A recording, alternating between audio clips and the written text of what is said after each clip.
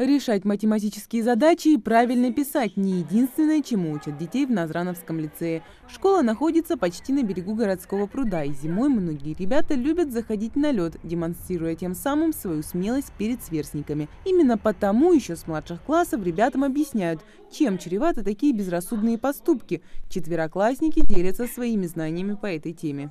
Когда ходишь по пруду, кажется, что там все большой лед, кажется, он небольшой, а толстый. Толстый лед. Там может быть тонкий лед, ты можешь провалиться и утонуть. Потому что у нас и не бывает сильных таких морозов, правда же, когда этот лед замерзает на 2-3 метра, такого не бывает. Он хотя бы на полметра бы замерз, даже этого нет.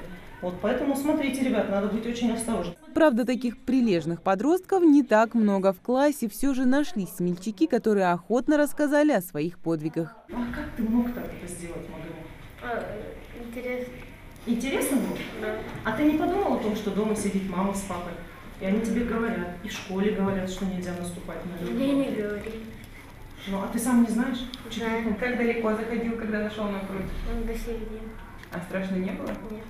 Ну вот ладно, ты провалился под лед. Дальше твои действия, что ты будешь делать? Не паниковать, выплыть, не разгоняться, чтобы опять не поскользнуться, и медленно перебираться на берег.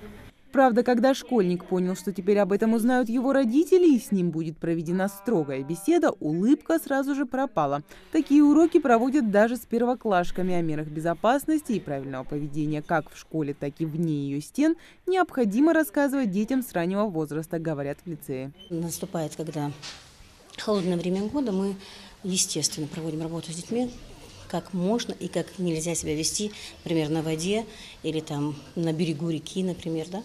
То есть, что можно делать, что нельзя делать. Можно ли играть, например, даже элементарно в снежки, если снег улежавшийся и грязный, да. То есть, какие-то травматичные моменты могут быть.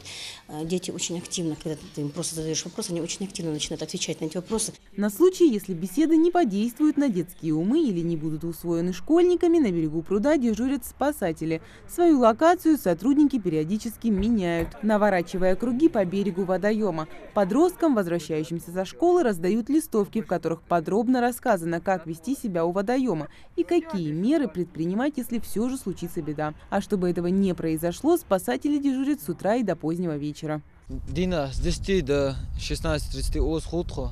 Я пруд лорбеж, нагдат ухбачиш. Буквально здесь 15 минут назад. Это хоть на случай ханирос. Садал это сак ачвагавас. Ты можешь без абуахаешь. Дадут чуть памятки сдать его. А чаще дети бывают или взрослые? Чаще дети бывают, школьники.